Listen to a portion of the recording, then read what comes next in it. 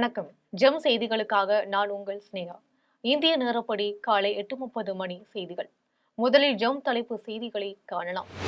பீகாரில் 243 சட்டசபை தொகுதிகளுக்கான வாக்கு எண்ணிக்கை இன்று தொடக்கம். பீகார் சட்டசபை தேர்தலில் ஆட்சியை பிடிப்பது யார் என்று மக்கள் எதிர்பார்ப்பு. நாடே உன்னிப்பாக கவனிக்கும் பீகார் தேர்தல் முடிவுகள். தமிழக அரசு ஊழியர்களுக்கு 3% அகவிலைப்படியை உயர்த்தி வழங்கி அறிக்கை வெளியிட்டார் முதல்வர் மு.க.ஸ்டாலின். 16 லட்சம் ஊழியர்கள் பயன்பெறுவார்கள் என அறிவிப்பு. டெல்லியில் கார் வெடிப்பு சம்பவத்தை வெறும் கேஸ் சிலிண்டர் வெடிப்பு என கூறி பாகிஸ்தான் அமைச்சர் சர்ச்சை பேச்சு. இருமுனை போருக்கு பாகிஸ்தான் தயாராக உள்ளது என தெரிவித்தார் பாகிஸ்தான் ராணுவ அமைச்சர் கவாஜா ஆசிப். இந்தியா தென்னாப்பிரிக்கா அணிகளுக்கு இடையேயான முதலாவது டெஸ்ட் போட்டி. இரு அணிகளுமே சம பலத்துடன் மோத உள்ளதால் ரசிகர்களிடையே பலத்த எதிர்பார்ப்பு. இனி விரிவான செய்திகளை காணலாம். பீகாரில் 243 சட்டசபை தொகுதிகளுக்கான வாக்கு எண்ணிக்கை இன்று நடைபெற்று வருகிறது.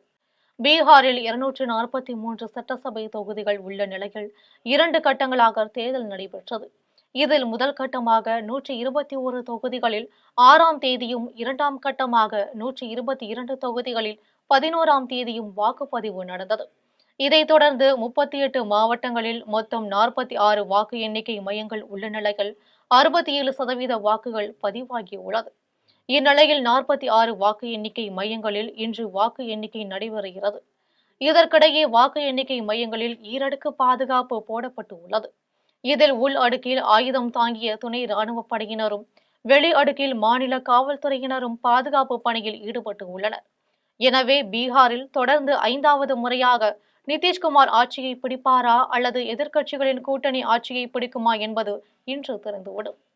தமிழக அரசு ஊழியர்களுக்கு 3% அகவிலைப்படியை உயர்த்தி வழங்கி முதல்வர் மு.க.ஸ்டாலின் அறிக்கை வெளியிட்டுள்ளார். தமிழக அரசு ஊழியர்கள், ஆசிரியர்களுக்கு 3% அகவிலைப்படியை உயர்த்தி வழங்கி முதல்வர் மு.க.ஸ்டாலின் அறிக்கை வெளியிட்டுள்ளார். இதில் தமிழக அரசு ஊழியர்கள், ஆசிரியர்களுக்கு இதுவரை வழங்கப்பட்டு வந்த 55% அகவிலைப்படி கடந்த ஜூலை 1ஆம் தேதி முதல் 58% உயர்த்தி வழங்கப்படும் என்றும், இந்த அகவிலைப்படி உயர்வால் 16 லட்சம் அரசு அலுவலர்கள், ஆசிரியர்கள், ஓய்வூதியதாரர்கள் மற்றும் குடும்ப ஓய்வூதியதாரர்கள் பயன்பெறுவார்கள் என குறிப்பிடப்பட்டுள்ளது. இதனால் ஆண்டு ஒன்றுக்கு அரசுக்கு 1829 கோடி ரூபாய் கூடுதல் செலவினம் ஏற்படும் என்றும், இதற்கான கூடுதல் நிதியை அரசு ஒதுக்கீடு செய்யப்படும் என அறிக்கையில் தெரிவித்துள்ளது. தமிழ்நாடு அரசு அலுவலக உதவியாளர்கள் மற்றும் அடிப்படை பணியாளர்கள் சங்க மாநில தலைவர் மதுரம், அகில இந்திய தலைவர் கணேசன் வெளியிட்டுள்ள அறிக்கையில், தங்களது சங்க கோரிக்கையை ஏற்று தமிழக அரசின் நிதி சுமையினை கருதாமல் அகவிலைப்படி உயர்வை அறிவித்துள்ள முதல்வருக்கு அரசு ஊழியர்கள் சார்பில் நன்றிகளை தெரிவித்தனர். இருமுனை போருக்கு பாகிஸ்தான் முழுமையாக தயாராக உள்ளது என பாகிஸ்தான் ராணுவ அமைச்சர் கவாஜா ஆசிப் தெரிவித்துள்ளார். பாகிஸ்தான் ராணுவ அமைச்சர் கவாஜா ஆசிப் ஆப்கானிஸ்தானுக்கும் இந்தியாவிற்கும் எதிராக அறிக்கை வெளியிட்டுள்ளார். இதில் கிழக்கு எல்லையில் இந்தியாவிற்கும், மேற்கு எல்லையில் தலிபான்களுக்கும் எதிரான இருமுனை போருக்கு பாகிஸ்தான் முழுமையாக தயாராக உள்ளது என்று தெரிவித்தார். இதைத் தொடர்ந்து முதல் சுற்றில் இறைவன் தங்களுக்கு உதவியது போல் 2ஆம் சுற்றிலும் உதவுவார் என்று குறிப்பிட்டார். இதையடுத்து டெல்லியில் நடந்த கார் வெடிப்பு சம்பவத்தை வெறும் கேஸ் சிலிண்டர் வெடிப்பு என்றும், இந்தியா இச்சம்பவத்தை அரசியலாக்குகிறது என்று கூறி சர்ச்சையை கிளப்பியுள்ளார். மேலும் இதுகுறித்து கவாஜாவின் பேச்சு கவனத்தை திசை திருப்பும் தீவிர முயற்சி என இந்திய அதிகாரிகள் குற்றம் சாட்டியுள்ளனர். இந்தியா தென்னாப்பிரிக்கா அணிகளுக்கு இடையேயான முதலாவது டெஸ்ட் போட்டி இன்று நடைபெறுகிறது. இந்தியாவிற்கு சுற்றுப்பயணம் மேற்கொண்டுள்ள தென்னாப்பிரிக்கா கிரிக்கெட் அணி 2 டெஸ்ட், 3 ஒருநாள் மற்றும் 5 20 ஓவர் போட்டிகள் கொண்ட தொடரில் விளையாட உள்ளது. இந்நிலையில் இரு அணிகளுக்கும் இடையேயான முதல் டெஸ்ட் போட்டி கொல்கத்தாவில் உள்ள ஈடன் கார்டன் மைதானத்தில் இன்று நடைபெறுகிறது. இந்த போட்டியில் இந்திய அணியின் கேப்டன் சுப்மன் கில் தலைமையிலான வீரர்கள் பங்கேற்கின்றனர். இதைத் தொடர்ந்து தென்னாப்பிரிக்கா அணியின் தரப்பில் பவுமா தலைமையிலான வீரர்கள் பங்கேற்க உள்ளனர். இதையடுத்து இரு அணிகளுமே சமபலத்துடன் மோத உள்ளதால் ரசிகர்களிடையே எதிர்பார்ப்பு அதிகரித்து உள்ளது. கர்நாடக அரசு காவிரி ஆற்றில் மேகதாது அணையை கட்டுவதற்கான முழு விவர திட்டத்தை வரையக்கூடாது என்று தமிழக அரசு தொடுத்த வழக்கை உச்சநீதிமன்றம் தள்ளுபடி செய்துள்ளது. கர்நாடக அரசு காவிரி ஆற்றின் குறுக்கே மேகதாது அணையை கட்டுவதற்கான திட்டத்தை வரைவதற்கு உச்சநீதிமன்றம் அனுமதி அளித்துள்ளது. தமிழக அரசு எந்த தடையும் செய்யக்கூடாது எனவும் அது தெரிவித்துள்ளது. இதுகுறித்து செய்தியாளர்களிடம் பேசிய கர்நாடகா துணை முதலமைச்சர் சிவக்குமார், இதுதான் சரியான தீர்ப்பு என்றும் இது தங்கள் உரிமை என்றும் கூறினார். இந்த அணை கட்டப்பட்டால் தமிழகத்துக்கும் நன்மை கிடைக்கும் என்பதால்தான் நீதிமன்றம் இந்த தீர்ப்பை வழங்கியுள்ளதாக கூறினார். இரு மாநிலங்களும் இணைந்து இந்த திட்டத்தை செயல்படுத்த வேண்டும் என்று தமிழக அரசை கேட்டுக்கொள்வதாக சிவக்குமார் கூறினார். ராணிப்பேட்டை மாவட்டம் சோளிங்கர் தொகுதியில் புதிதாக கட்டப்பட்டு வரும் கல்லூரியின் கட்டுமான பணிகளை சட்டமன்ற உறுப்பினர் முனிரத்னம் பார்வையிட்டு ஆய்வு செய்தார். சோளிங்கர் அடுத்த சம்புக்குளத்தில் 5 ஏக்கர் பரப்பளவில் 11 கோடியே 33 லட்சம் ரூபாய் மதிப்பீட்டில் அரசு கலை அறிவியல் கல்லூரி கட்டப்பட்டு வருகிறது. இந்த பணிகளை சட்டமன்ற உறுப்பினர் முனிரத்னம் பார்வையிட்டு ஆய்வு செய்தார். இந்த ஆய்வின் போது கல்லூரியின் பின்பக்கம் மதில் கட்ட வேண்டும் எனவும் வாகனங்கள் நிறுத்துமிடம் அமைக்க வேண்டும் எனவும் அதிகாரிகளுக்கு அறிவுறுத்தினார். தொகுதி மேம்பாட்டு நிதியில் இருந்து கட்டப்பட்டு வரும் கல்லூரி நுழைவு வாயில் பணிகளையும் பார்வையிட்டார். கட்டுமான பணிகள் விரைந்து முடிக்கப்பட்டு கல்லூரி மாணவ மாணவிகளுக்கு பயன்பாட்டிற்கு விரைவில் திறக்கப்பட உள்ளதாகவும் அவர் தெரிவித்தார். இந்த ஆய்வின் போது கல்லூரி முதல்வர் சுஜாதா, மாவட்ட ஊராட்சி உறுப்பினர் கிருஷ்ணமூர்த்தி ஆகியோர் உடனிருந்தனர். கரூரில் வாக்காளர் பட்டியல் திருத்த நடவடிக்கையில் திமுகவினர் முறைகேடு செய்வதாக கூறி முன்னாள் அமைச்சர் எம்.ஆர். விஜயபாஸ்கர் மாவட்ட ஆட்சியரிடம் புகார் அளித்துள்ளார்.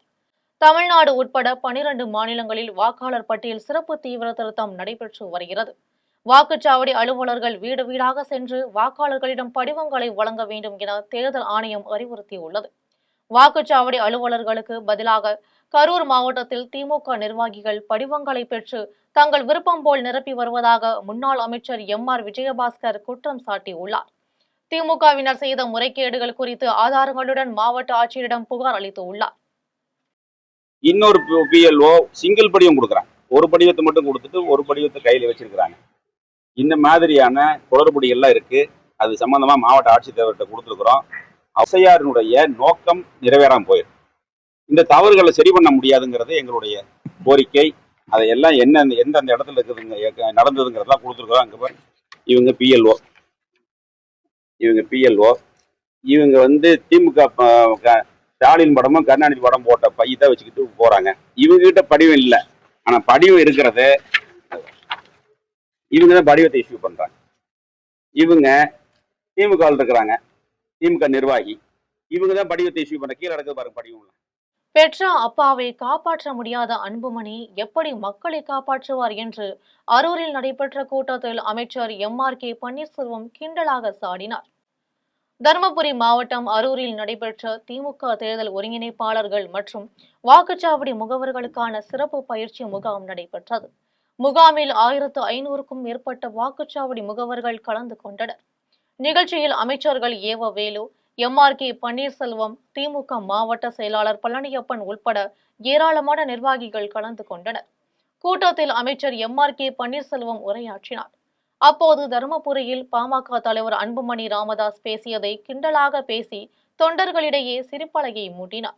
மேலும் அரூரில் பாமக சார்பில் நடத்தப்பட்ட கூட்டத்தில் ஏன் எனக்கு வாக்களிக்கவில்லை என அரூர் மக்களிடையே அன்புமணி கேட்டதாகவும், அதற்கு அவர் வந்தால்தானே மக்கள் வாக்களிப்பார்கள், ஜாதி பெயரை சொல்லி வாக்குகளை வாங்கி சென்று விட்டார் என்றும், தற்போது தந்தை மகன் இருவருக்குமே பங்கு பறிப்பதில் பிரச்சனை ஏற்பட்டுள்ளது என்றும், இதில் உரிமை மீட்பு பயணம் என்ற நடைப்பயணத்தை மேற்கொண்டுள்ளார் என்றும், தேர்தல் வரும் காலங்களில் உடனடியாக பல்வேறு போராட்டங்களை நடத்தி வன்னியர் மக்களை ஏமாற்றி சாதி கணக்கெடுப்பு உள்ளிட்டவைகளை நடத்த வேண்டும் என்றும், ஜாதி பெயரை சொல்லி சொல்லி அவருடைய ஒரே குடும்பம் மட்டும்தான் வளர்ந்து வருகிறது என்றும் தெரிவித்த அவர், பெற்ற அப்பாவை காப்பாற்ற முடியாத அன்புமணி எப்படி மக்களை காப்பாற்றுவார் என்று அமைச்சர் எம்.ஆர்.கே. பன்னீர்செல்வம் கிண்டலாக சாடினார்.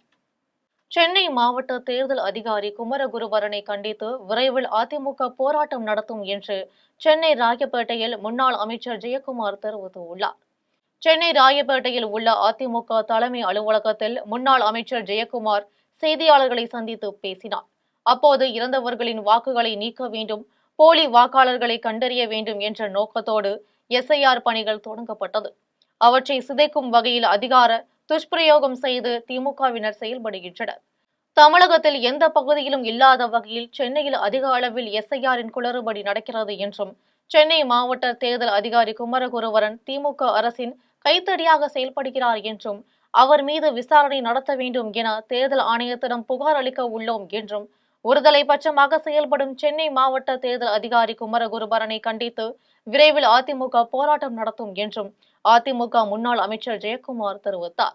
மேலும் 2002ஆம் ஆண்டில் SIR பணிகள் மேற்கொண்ட போது திமுக கூட்டணி ஆட்சிதான் மத்தியில் இருந்தது என்றும் அப்போது தமிழகத்தில் 49 லட்சம் பேர் வாக்காளர் பட்டியலிருந்து நீக்கப்பட்டனர். அப்போது திமுக எங்கே போனது என்றும் அதிமுக முன்னாள் அமைச்சர் ஜெயக்குமார் கேள்வி எழுப்பினார். செய்தியாளர்கள் சந்திப்பின் போது மாநிலங்களவை உறுப்பினர் இன்பதுரை, சென்னையை சேர்ந்த மாவட்ட செயலாளர்கள் ஆதிராஜாராம், பாலகங்கா, விருகை ரவி, தீநகர் சத்யா, KB கந்தன், வேளச்சேரி, அசோக், ராஜேஷ், பாபு ஆகியோருடன் இருந்தனர். அப்புறம் ஆர்கேனர் கோர்ட்டில் போயிட்டு அதன் பிறகு அவங்க ஒரு அஷூரன்ஸ் கொடுத்தாங்க. தீவிர சுருக்குமுறை திருத்தம் வரும்போது நாங்கள் கண்டிப்பாக இதை வந்து சார் வரும்போது நாங்கள் கண்டிப்பாக இதை பண்ணுறோன்னு சொல்லிட்டு ஒரு அஷூரன்ஸ் கொடுத்தாங்க. ஸோ எங்களை பொறுத்தவரையில் பார்த்தீங்கன்னா சாரை நாங்கள் ஏன் வரவேற்கிறோம் அப்படின்றதுனா, முழுமையான ஒரு வெளிப்படைத்தன்மையோடு ஒரு பட்டியல் இருக்கணும் என்ற ஒரு அடிப்படையில் தான் நாங்கள் வரவேற்கிறோம். 2002 பொறுத்தவரையில் அன்னைக்கு ஒரு இதே வந்து ஒரு ஸ்பெஷல் இன்டென்சிவ் ரிவிஷன், அதாவது தீவிர திருத்தம் வந்து அன்னைக்கு தீவிர சிறப்பு திருத்தம், அன்னைக்கு சென்ட்ரல் எலெக்ஷன் கமிஷன் வந்து அன்னைக்கு அந்த திருத்தத்தை பண்ணும்போது மத்தியில் வந்து இவருடைய கூட்டணி ஆட்சி தான் இருந்தது. 49 லட்சம் வாக்காளர்கள் அன்றைக்கு வந்து பார்த்தீங்கன்னா முழுமையாக நீக்கினாங்க. தமிழகத்தில் விவசாயத்திற்கு முன்னுரிமை இல்லை என்று பாஜக முன்னாள் மாநில தலைவர் அண்ணாமலை தெரிவித்துள்ளார். கோவை தனியார் விடுதியில் பாஜக முன்னாள் மாநில தலைவர் அண்ணாமலை செய்தியாளர்களை சந்தித்து பேசினார். அப்போது தமிழகத்தில் விவசாயத்திற்கு தேவையான முன்னுரிமை வழங்கப்படவில்லை என்றும், நாட்டு மாடு வளர்ப்பை ஊக்குவிக்க வேண்டும், அதற்கான மானியமும் அதிகரிக்கப்பட வேண்டும் என்றும், வரும் 19ஆம் தேதி பிரதமர் மோடி கோவைக்கு வருகிறார், விவசாயத்திற்கு 3 மணி நேரம் ஒதுக்கி வருகிறார். டெல்லியில் நடந்த குண்டுவெடிப்பில் 13 பேர் உயிரிழந்தது அதிர்ச்சியூட்டுவதாகவும், இது ஆபத்தான நிகழ்வாகும் என்றும் தெரிவித்தார். மேலும் சுல்தான்பேட்டையில் விவசாயிகள் மீது போடப்பட்ட வழக்குகளை வாபஸ் பெற வேண்டும் என்றும், PM கிசான் திட்டத்தில் தமிழ்நாட்டில் விவசாயிகள் சேர்க்கை குறைந்துள்ளதை சுட்டிக்காட்டியும் அரசு நடவடிக்கை எடுக்க வேண்டும் என்றும் வலியுறுத்தினார். கைது செய்யப்பட்டிருக்கக்கூடியவர்கள் மீடியா நீங்க கருத்து சொல்லியிருக்கிறீங்க. அவங்க சொன்ன ஆரம்ப கருத்து என்னன்னா, டாக்டரை யாருமே சந்தேகப்பட மாட்டாங்க, டாக்டர் மீது மக்கள் மரியாதை வைப்பாங்க. ஆனா இன்னைக்கு மருத்துவர்கள், அதனாலதான் அந்த கவர்ல வந்தோம். எங்களை பொறுத்தவரை நவம்பர் 26 மும்பை நடந்தது போன்று டெல்லியில் நடத்த வேண்டும் என்பது எங்களுடைய ஆசை. அதற்காகத்தான் செஞ்சோம். SIR என்பது பாஜக கொண்டு வந்த பூச்சாண்டி கிடையாது என்றும், 5 ஆண்டுகளில் திமுக அரசின் செயல்பாட்டின் மதிப்பு 0 என்றும் கடலூரில் பாஜக பொருளாதார பிரிவு மாநில அமைப்பாளர் காயத்ரி சுரேஷ் தெரிவித்துள்ளார். வந்திருக்கிறாங்க, மாவட்டத்தினுடைய தலைவர் வந்திருக்கிறாங்க, பொருளாதார செயலாளர் அவங்க பொதுச் செயலாளர் அவங்க வந்திருக்கிறாங்க, மாநிலத்தினுடைய செக்ரட்டரி, எங்களுடைய பொருளாதார பிரிவினுடைய செக்ரட்டரி மேகநாதன் அவர்கள் இருக்காங்க. இந்த அறிமுக கூட்டத்தினுடைய நோக்கம் வந்து அமைப்பு ரீதியாக எப்படி எங்களுடைய பொருளாதார பிரிவுடைய கட்டமைப்பை வலுப்படுத்துவது. திருச்சி தேசிய நெடுஞ்சாலையில் பயிற்சி விமானத்தில் ஏற்பட்ட இயந்திர கோளாறால் சாலையில் தரையிறக்கப்பட்டது அப்பகுதியில் பரபரப்பை ஏற்படுத்தியுள்ளது. புதுக்கோட்டை மாவட்டம் நார்த்தாமலை அருகே அம்மா சமுத்திரத்தில் ராபர்ட், ஹாசிம் ஆகிய இருவர் தனியார் பயிற்சி விமானத்தை இயக்கி வந்துள்ளனர். இயந்திர கோளாறால் விமானத்தை திருச்சி தேசிய நெடுஞ்சாலையில் திடீரென்று இறக்கினர். சாலையில் விமானத்தை இறக்கிய போது வாகனங்கள் செல்லாமல் இருந்ததால் பெரும் விபத்து தவிர்க்கப்பட்டது. தகவல் அறிந்தவுடன் கீரனூர் தீயணைப்பு வாகனம் விரைந்து சென்றுள்ளது. அதேபோல் காவல்துறையினர் விரைந்து சென்று போக்குவரத்தை சரி செய்தனர். மினி விமானத்தை பார்க்க பொதுமக்கள் கூடியதால் போக்குவரத்து பாதிக்கப்பட்டது. சென்னையில் ICL ஃபின்கார்ப் நிறுவனம் பாதுகாப்பான தனது புதிய பத்திரங்கள் வெளியீட்டை அறிவித்துள்ளது. சென்னை தனியார் விடுதியில் ICL ஃபின்கார்ப் நிறுவனம் தனது புதிய பாதுகாப்பான திரும்ப பெறக்கூடிய மாற்ற முடியாத கடன் பத்திரங்கள் பொது வெளியீட்டை அறிவித்தது.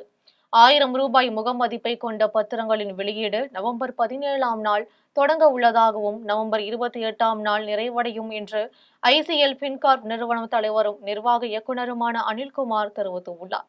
இந்த வெளியீட்டின் மூலம் பெறப்படும் நிதி ICL ஃபின்கார்ப் நிறுவனத்தின் வளர்ச்சி திட்டங்களை முன்னெடுக்கவும், வாடிக்கையாளர் பங்குதாரர்களின் சேவைகளின் தரத்தை மேம்படுத்தவும் உதவும் என அனில்குமார் தெரிவித்தார். அது அனௌன்ஸ் பண்ண இந்த பிரஸ் மீட் கண்டக்ட் பண்ணிருக்கேன். ICL ஃபின்கார்ப் 10 ஸ்டேட்ல இருக்கு. Karnataka, Kerala, Tamil Nadu, West Bengal, Odisha, Maharashtra, Gujarat, Andhra Pradesh, Telangana. Next, Goa also. Next month, Delhi and Rajasthan already plan பண்ணி வச்சிருக்கேன். ஸ்டார்ட் பண்ணதுக்கு டேட் மட்டும் தான் ஃபிக்ஸ் பண்ணதுக்கு வேலை இருக்கேன். தேனி மாவட்டம் கெங்குவார்பட்டி பேரூராட்சி தலைவருக்கும் துணைத் தலைவருக்கும் இடையே மோதல் ஏற்பட்ட வழக்கில் துணைத் தலைவரின் கணவர் நீதிமன்றத்தில் ஜாமீன் பெற சென்றபோது அவரை கைது செய்ய நீதிபதி உத்தரவிட்டார். தேனி மாவட்டம் கெங்குவார்பட்டி பேரூராட்சி மன்ற தலைவராக தமிழ்செல்வியும் துணைத் தலைவராக ஞானமணியும் உள்ளனர். இந்த நிலையில் 1,18,00,000 ரூபாய் மதிப்பில் சாலை அமைக்கும் பணியை திமுகவை சேர்ந்த பேரூராட்சி மன்ற துணைத் தலைவரின் உறவினர் நியமன ஆணை பெறாமல் மேற்கொண்டார். இதனால் பேரூராட்சி மன்ற தலைவர் தமிழ்செல்வியும் 13வது வார்டு உறுப்பினர் ராஜவேலும் சாலை பணி நடைபெறும் இடத்துக்கு சென்று பணி ஆணை பெறாமல் பணி மேற்கொள்ளக்கூடாது என கூறி நிறுத்தினர்.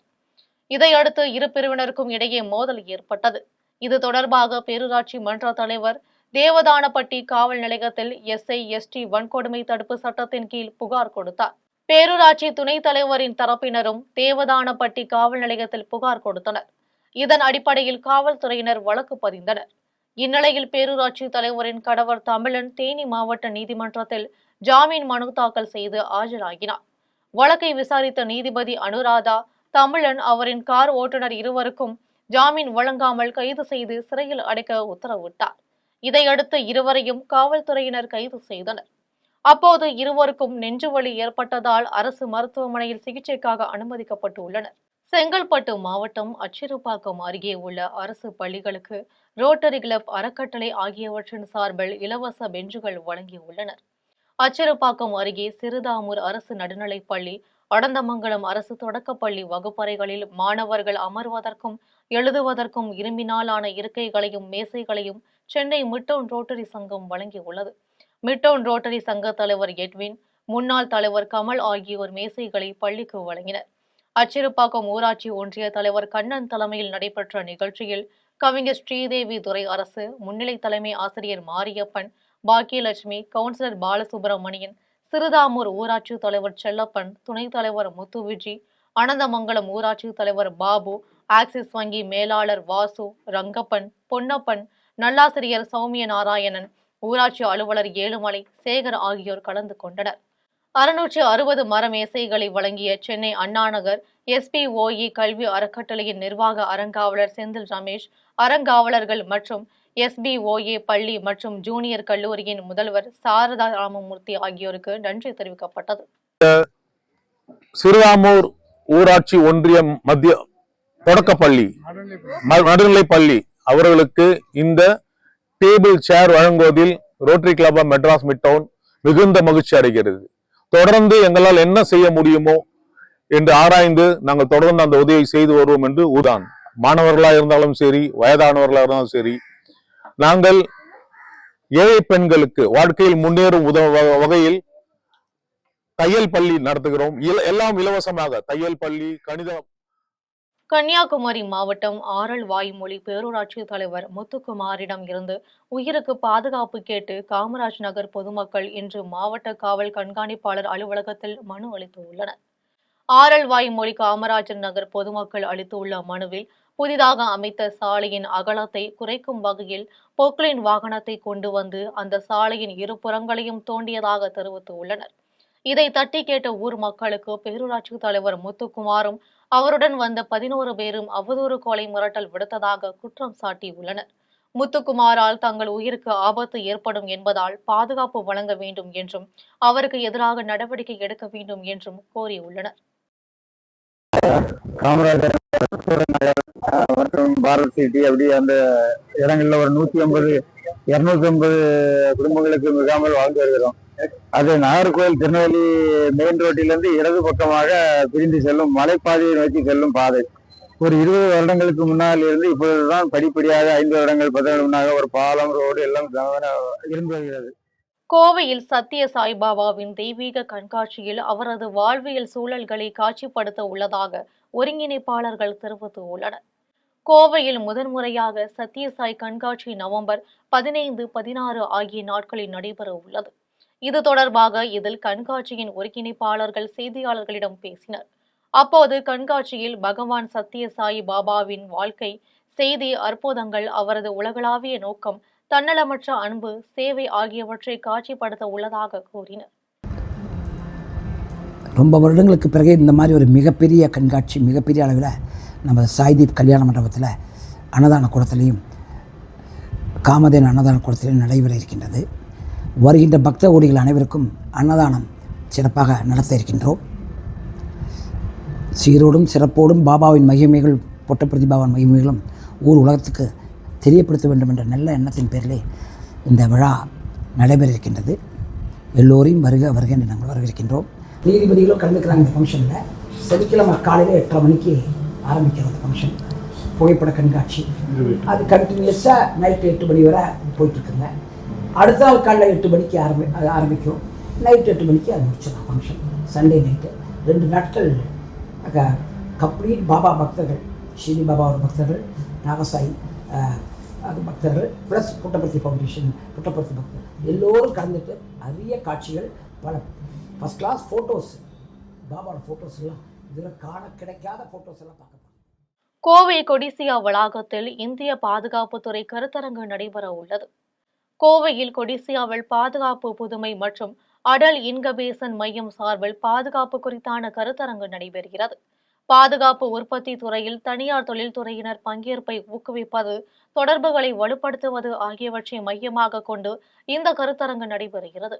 இந்திய ராணுவத்தின் உள்நாட்டு உற்பத்தி மற்றும் கொள்முதல், அரசு மின்சந்தை, எதிர்கால தேவைகள், பாதுகாப்பு உற்பத்தியாளர் பதிவு செயல்முறை, தர சான்றிதழ் பெறுவதற்கான தகுதி, விதிமுறைகள், அரசு திட்டங்கள் குறித்தான இணையதளங்கள், நிதி மற்றும் கடன் வசதிகள் ஆகியவை இடம்பெற்றுள்ளன. இந்த நிகழ்வை பாதுகாப்பு உற்பத்தியாளர் பதிவு மற்றும் தரநிலை மேலாண்மை இயக்குநர் மனோகரன் தொடங்கி வைத்தார். இந்நிகழ்வில் கொடிசியா தலைவர் கார்த்திகேயன், TIDCO துணைத் தலைவர் விநாயகம், கொடிசியா பாதுகாப்பு புதுமை மற்றும் அடல் இன்குபேஷன் தலைவர் சுந்தரம் ஆகியோர் பங்கேற்றனர். கோவையில் ஜவுளித்துறையின் எதிர்கால வளர்ச்சிக்கான புதிய திசைகளை உருவாக்கும் வகையில் அகில இந்திய ஜவுளி மாநாடு நடைபெற உள்ளது. இந்திய ஜவுளி சங்கத்தின் தென்னிந்திய பிரிவு சார்பில் அகில இந்திய ஜவுளி மாநாடு நவம்பர் 21, 22 ஆகிய நாட்களில் கோவையில் நடைபெற உள்ளது. இந்திய மாநாடு உலகளாவிய ஜவுளி வாய்ப்புகளை தோண்டி எடுத்தல் என்ற கருப்பொருளின் கீழ் American association of textiles, chemist and colourist உடன் இணைந்து நடைபெறுகிறது. இவ்விழாவில் இந்தியாவின் பல்வேறு மாநிலங்களில் இருந்து 600க்கும் மேற்பட்ட ஜவுளி தொழில்துறையினர், வல்லுநர்கள், தொழில் முனைவோர் பங்கேற்கின்றனர். ஆடை மற்றும் ஜவுளி துறையில் உலகளாவிய போக்குகள், ஆற்றல் திறன், தொழில்நுட்ப மேம்பாடு, ஆட்டோமேஷன், ஏற்றுமதி வளர்ச்சி, சுற்றுச்சூழல் நட்பு உற்பத்தி முறைகள் போன்ற தலைப்புகள் குறித்து விரிவாக விவாதிக்கப்படுகிறது. இந்த மாநாடு ஜவுளித்துறையின் எதிர்கால வளர்ச்சிக்கான புதிய திசைகளை உருவாக்கும் முக்கிய தளமாக அமையும் என்று ஏற்பாட்டாளர்கள் தெரிவித்துள்ளனர். எல்லாருக்கும் வணக்கம். 2018 இந்த மாதிரியான ஒரு கான்ஃபரன்ஸ் ஹோட்டல் ரேடிசன்ல நடத்தினோம். அதுக்கப்புறம் 2025 டெக்ஸ்டைல் டெக்னீஷியன்ஸ்க்காக டெக்னாலஜி சம்பந்தப்பட்ட, டெவலப்மெண்ட் சம்பந்தப்பட்ட ஒரு கான்ஃபரன்ஸ், 2 நாள் கான்ஃபரன்ஸ் இங்க ஹோட்டல் டிமெரிடியன்ல நடக்குது. All over the world participants வராங்க, டெலிகேட்ஸ் வராங்க. திருவண்ணாமலை அரசு மருத்துவக் கல்லூரி மருத்துவமனையில் காரணம் இன்றி விசாரணைக்கு அழைத்து சென்ற ஊழியர்கள் 2 விடுவிக்க கோரி மற்ற ஊழியர்கள் முற்றுகை போராட்டத்தில் ஈடுபட்டனர். திருவண்ணாமலை அரசு மருத்துவமனையில் ward manager, sanitary technician, ortho dialysis technician உள்ளிட்ட பணிகளில் 200க்கும் மேற்பட்ட பணியாளர்கள் கடந்த 10 ஆண்டுகளாக வேலை செய்து வருகின்றனர். இந்நிலையில் மருத்துவமனை ஊழியர்களான ஏழுமலை, சரவணன் ஆகிய 2 மீதும் நிர்வாகம் புகார் அளித்துள்ளதாக கூறி காவல்துறையினர் விசாரணைக்கு அழைத்து சென்றனர். மருத்துவமனைக்கு பணிக்கு வந்த ஊழியர்கள் இது குறித்து கேட்டபோது நிர்வாகம் சார்பில் முறையான பதில் கூறவில்லை. இதனால் ஊழியர்களை உடனே விடுவிக்க கோரி மருத்துவமனை நிர்வாக அலுவலகம் முன்பு முற்றுகை போராட்டத்தில் ஈடுபட்டனர். இந்த போராட்டத்தில் CITU நிர்வாகிகள் நாகராஜன், பாரி, முரளி, கமலக்கண்ணன் ஆகியோர் உடனிருந்தனர். திருப்பூர் போயம்பாளையம் அருகே 4வது கூட்டு குடிநீர் திட்டத்துக்கான குழாயில் ஏற்பட்ட உயர் அழுத்தம் காரணமாக மூடி சிதறியதால் வாகனங்கள் சேதமடைந்துள்ளது. திருப்பூர் மாநகராட்சிக்கு மேட்டுப்பாளையத்தில் இருந்து அவிநாசி வழியாக 4வது கூட்டு குடிநீர் திட்டத்திற்கான பெரிய குழாய் அமைக்கும் பணி நடைபெற்று வருகிறது. இந்நிலையில் திருப்பூர் பெருமாநல்லூர் சாலை போயம்பாளையம் பேருந்து நிறுத்தம் அருகே இதற்கான குழாய் பதிக்கும் வேலைகள் நடைபெற்று வந்தது. இப்பணிகள் முடிந்து சோதனை ஓட்டத்திற்கான குழாய்கள் தயார் செய்யப்பட்ட நிலையில் திடீரென உயர் அழுத்தம் காரணமாக குழாயின் மூடி வெடித்து சிதறியது. இதனால் அருகில் நிறுத்தி வைக்கப்பட்டிருந்த வேனின் முன்பகுதி சேதமடைந்தது. அருகில் இருந்த 2 சக்கர வாகனங்களும் சேதமடைந்தன. அதன் பிறகு வந்த அதிகாரிகள் குழாயை சரி செய்யும் பணியில் ஈடுபட்டனர். கோவையில் கோவை நகரத்தார் சங்கம் சார்பில் கோவையில் வைப்ஸ் ஆஃப் செட்டிநாடு என்ற பெயரில் 2 நாள் செட்டிநாடு ஷாப்பிங் மற்றும் உணவு திருவிழா நடைபெற உள்ளது. கோவையில் சுகுணா ஆடிட்டோரியத்தில் வைப்ஸ் ஆஃப் செட்டிநாடு என்ற பெயரில் 2 நாள் செட்டிநாடு ஷாப்பிங் மற்றும் உணவு திருவிழா வரும் நவம்பர் 15 மற்றும் 16ஆம் தேதிகளில் காலை 10:30 மணி முதல் மாலை 8:30 மணி வரை நடைபெற உள்ளது. இதில் 100க்கும் மேற்பட்ட தொழில் முனைவோர்களின் ஸ்டால்கள் மற்றும் 8 முதல் 16 வயதுக்குட்பட்ட 100க்கும் மேற்பட்ட குழந்தைகள் தங்கள் தொழில் திறன்களை வெளிப்படுத்தும் ஸ்டால்கள் இடம்பெற உள்ளன. இதில் வைப்ஸ் ஆஃப் செட்டிநாடு நிகழ்ச்சியின் தலைவர் BLK பழனியப்பன், துணைத் தலைவர் ALKR மணிகண்டன் மற்றும் கோவை நகரத்தார் சங்கத்தின் தலைவர் S சுந்தரேசன் ஆகியோர் கலந்து கொண்டு கோவையை சேர்ந்த 100க்கும் மேற்பட்ட நிறுவனங்கள் ஒன்று சேர்ந்து மாபெரும் திருவிழாவாக கொண்டாடி வருகிறார்கள். மேலும் இந்நிகழ்வில் பள்ளி மாணவ மாணவியர்களுக்கு திறன் போட்டிகள், கலை, கையெழுத்து, பேச்சு போட்டி, இசை நிகழ்ச்சிகள் அனைத்தும் ஒரே இடத்தில் இடம்பெற உள்ளன. அனுமதி இலவசம் என்றும் தெரிவித்துள்ளனர். எல்லோருக்கும் வணக்கம். கோயம்புத்தூர் விழாவின் ஒரு பகுதியாக வைப்ஸ் ஆஃப் செட்டிநாடு என்ற ஒரு மாபெரும் செட்டிநாடு ட்ரெடிஷனிலிருந்து செய்யக்கூடிய ஒரு நிகழ்வு இந்த மாதம் நவம்பர் மாதம் 15ஆம் தேதி மற்றும் 16ஆம் தேதி காலப்பட்டியில் இருக்கும் சுகுணா ஆடிட்டோரியத்தில் சிறப்பாக நடைபெற இருக்கிறது. செங்கத்தில் அரசு பேருந்தில் பள்ளி மாணவர்கள் படியில் வௌவால்களைப் போல தொங்கிய நிலையில் உயிருக்கு ஆபத்தான நிலையில் பயணம் செய்தனர். திருவண்ணாமலை மாவட்டம் செங்கத்தை அடுத்த பள்ளிப்பட்டு அரசு உயர்நிலைப் பள்ளிக்கு இளங்குன்னி கிராமத்தில் இருந்து பயணம் செய்யும் மாணவர்கள் உயிருக்கு ஆபத்தான நிலையில் படியில் வௌவால் போல தொங்கியபடி பயணம் செய்கின்றனர். இதனை செங்கம் அரசு பணிமனை அதிகாரிகள் ஆய்வு செய்து கூடுதல் பேருந்து இயக்க நடவடிக்கை எடுப்பார்களா என்று சமூக ஆர்வலர்கள் எதிர்பார்ப்பாக உள்ளது.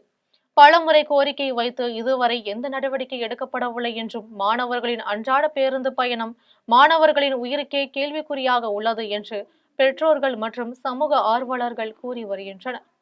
மீண்டும் ஜம் தலைப்பு செய்திகள். பீகாரில் 243 சட்டசபை தொகுதிகளுக்கான வாக்கு எண்ணிக்கை இன்று தொடக்கம். பீகார் சட்டசபை தேர்தலில் ஆட்சியை பிடிப்பது யார் என்று மக்கள் எதிர்பார்ப்பு. நாடே உன்னிப்பாக கவனிக்கும் பீகார் தேர்தல் முடிவுகள். தமிழக அரசு ஊழியர்களுக்கு 3% அகவிலைப்படியை உயர்த்தி வழங்கி அறிக்கை வெளியிட்டார் முதல்வர் மு க ஸ்டாலின். 16 லட்சம் ஊழியர்கள் பயன்பெறுவார்கள் என அறிவிப்பு. டெல்லியில் கார் வெடிப்பு சம்பவத்தை வெறும் கேஸ் சிலிண்டர் வெடிப்பு என கூறி பாகிஸ்தான் அமைச்சர் சர்ச்சை பேச்சு. இருமுனை போருக்கு பாகிஸ்தான் தயாராக உள்ளது என தெரிவித்தார் பாகிஸ்தான் ராணுவ அமைச்சர் கவாஜா ஆசிப். இந்தியா தென்னாப்பிரிக்கா அணிகளுக்கு இடையேயான முதலாவது டெஸ்ட் போட்டி. இரு அணிகளுமே சம பலத்துடன் மோத உள்ளதால் ரசிகர்களிடையே பலத்த எதிர்பார்ப்பு. இத்துடன் ஜெம் செய்திகள் நிறைவடைகின்றன. மீண்டும் செய்திகள் மதியம் 1:30 மணிக்கு. உடனுக்குடன் செய்திகளை காண GemLive.tv என்ற இணையதளத்தில் இணைந்திருங்கள். நன்றி, வணக்கம்.